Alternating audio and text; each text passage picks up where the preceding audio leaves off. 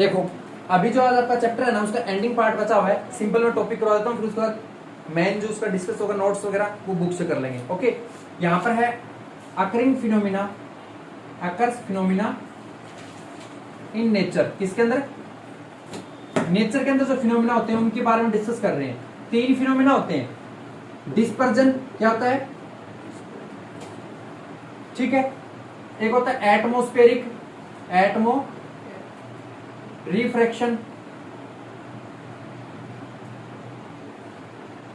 एक होता है स्कैटरिंग ऑफ लाइट। क्या होता है?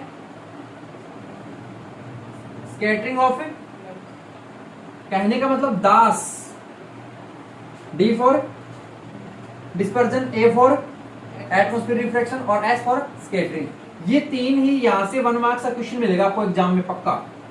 किस टाइप से मिलता है समझना। डिस्पर्जन क्या करा हमें? डिस्पर्सन जो होता है ये प्रिज्म इफेक्ट को शो करता है। किसको? प्रिज्म इफेक्ट को पढ़ेंगे क्या होता है। लेकिन डिस्पर्जन अगर आपको प्रिज्म के बारे में बोलते हैं, जैसे ये प्रिज्म है, ये कौन है? ट्रायंगुलर शेप का एक प्रिज्म है, इसके ऊपर आपने व्हाइट लाइट छोड़ी। कौन सी लाइट छोड़ दी? जब सामने जो लाइट मिलेगी वो 7 कलर में टूट जाएगी। कितने कलर में? समझ में आया? कितने कलर में टूटेगी? ये 7 कलर बनेंगे टोटल इस तरीके से।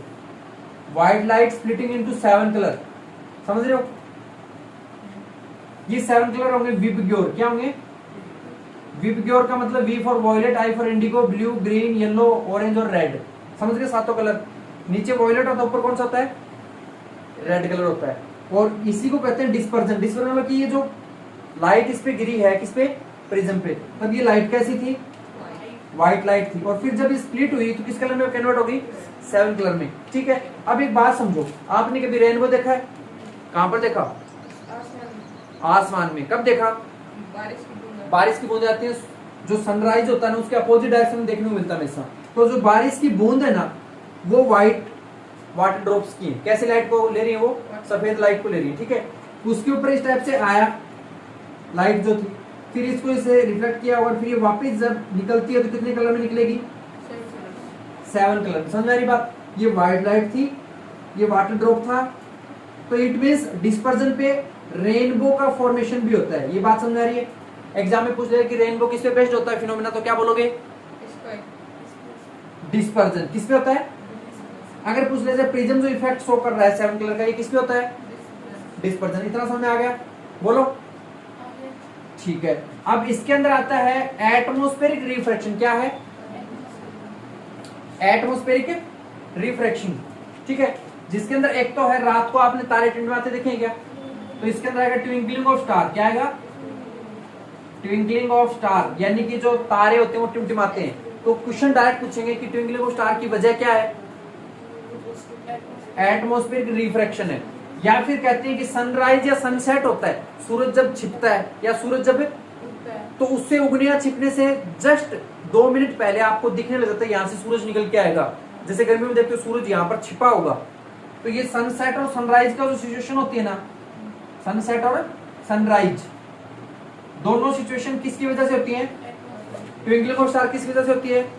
यहाँ पर एक क्वेश्चन काफी बार पूछा जाता है कि जो तारे होते हैं वो टिमटिमाते हैं, जबकि जितने अदर प्लेनेट है वो नहीं टिमटिमाते। क्यों? क्योंकि जो तारे हैं ये हमारे अर्थ से काफी दूर है, एक बात। दूसरी बात, जो प्लेनेट है वो अर्थ के ज्यादा नियरेस्ट है और वो नंबर ऑफ लाइट सोर्स का काफी बड़ा सोर्स है। ठीक है, 2 बातें बतानी होती। क्या क्या? एक तो वो जो प्लेनेट है वो क्या है? अर्थ के, जैसे अपना ये चांद है, टिमटिमाता है क्या? या तारे टिमटिमाते हैं? तो चांद एक तो अर्थ के ज्यादा नजदीक है, दूसरा लाइट और सोर्स है ना, कॉम्बिनेशन ज्यादा बड़ा सोर्स है वो, समझ रहे हो? इस वजह से नहीं होता। ट्विंकलिंग स्टार होता है। सनराइज और सनसेट भी किस वजह से होता है? एटमॉस्फेरिक। ये बात समझ में आ गई क्या? अगला होता है scattering of light. Scattering of light के अंदर आता है टिंडल इफेक्ट। क्या आता है? देखा है क्या टिंडल इफेक्ट अभी आप लोगों ने घर पे? नहीं देखा? कब? जब लाइट का पाथ छोड़ने लग जाता है ना, जैसे कि पेड़ों के अंदर खूब सारा धुआं छाया हुआ है ना, और उस दौरान या फिर किसी मूवी के अंदर सीन देखा हो कि जैसे ऊपर जो विंडो वगैरह आती है, रोशनदान वगैरह, उससे जो लाइटिंग आती है तो उसके छोटे वो डस्ट पार्टिकल आने, उसको ऐसे अपन काट के भी देखते हैं, बचपन में गेम खेलते थे, आता था ना, तो जो सनलाइट का पाथ दिखता है उसी को टिंडल इफेक्ट बोल रहे हैं। और ये वजह क्या है टिंडल इफेक्ट की? स्कैटरिंग ऑफ लाइट, मतलब जो लाइट है ना वो स्कैटर कर देती है उस सारे डस्ट पार्टिकल जो वहां पे इन्वायरमेंट में प्रेजेंट होते हैं। ये बात समझ रही है? अब एक बार मैं ट्विंकलिंग ऑफ स्टार के बारे में डिस्कस करता हूँ, समझना कैसे। समझो, ये अपना इन्वायरमेंट है, कौन है? यहाँ पर आपका स्टार है, कौन है? यहाँ पर मान लो अजय आप खड़े हो, कौन खड़ा है? ठीक है। अब आप सांस लेते हो या नहीं लेते हो, या बहु लेते हो? आप सांस लेते हो, बहु लेते हो? सांस लेते हो, ठीक है। आप सांस ले रहे हो तो इट मींस आप ऑक्सीजन को छोड़ रहे हो या ऑक्सीजन को ले रहे हो, या कार्बन डाइऑक्साइड को ले रहे हो या कार्बन डाइऑक्साइड छोड़ रहे हो? किसे? कार्बन डाइऑक्साइड को ले रहे हो, उसको रिलीज किया जाता है, लिया नहीं जाता, ठीक है। तो इट मींस यहाँ पर हमारे इन्वायरमेंट में CO2 होगा कि नहीं होगा? क्या हमारे इन्वायरमेंट में O2 ऑक्सीजन होगा कि नहीं होगा? बोलो, क्या हमारे इन्वायरमेंट में नाइट्रोजन गैस होगी कि नहीं होगी? हमारे चारों ओर इन्वायरमेंट जो है इसमें एटम के छोटे छोटे छोटे स्पेयर बना हुआ, नहीं बना हुआ? इन्वायरमेंट में ऑक्सीजन, कार्बन डाइऑक्साइड, नाइट्रोजन, जितनी भी गैसें हैं, क्या ये है या नहीं है? है ना। अब सनलाइट आई या क्या आया? स्टार से लाइट आई, आते ही यहाँ पर एंट्री करते ही साथ यहाँ पर किसका बॉर्डर है? हमारे इन्वायरमेंट का। किसका बॉर्डर है? अब यहां से आने तो चाहिए थे अपने पास, आंखों के पास डायरेक्ट, लेकिन जैसे इसने एंट्री की करते ही नाइट्रोजन से टकरा गई। किससे? और नाइट्रोजन कहेगा मेरे से क्यों कर रहा है, और इसको इधर भेज देगा, समझ रहे? और ये फिर अगले दूसरे ऑक्सीजन से टकराएगी तो ये इधर भेज देगा, फिर ये इधर भेज देगा। तो ऐसे में इसका पाथ क्या हुआ? ये बार बार डाइवर्ट हो रहा है ना। एक्चुअल में आनी सीधी चीज, लेकिन ऐसे देखो ये जिगजैग होगा कि नहीं होगा? हो गया ना। तो इस तरीके से ये जो होता नहीं, किसकी वजह से हुआ? ये इन्वायरमेंट के अंदर जो छोटे छोटे गैस के पार्टिकल है ना, नाइट्रोजन ऑक्सीजन सबके, ये इसको बार बार पाथ को क्या करते हैं? डाइवर्ट करते रहते हैं, डेविएट करते हैं, समझ रहे हो? बोलो। तो इट मींस ये इसकी वजह से ट्विंकलिंग करता है। एक्चुअल में स्टार नहीं ट्विंकलिंग करता, तारा नहीं चमकता। चमक किस वजह से होती है?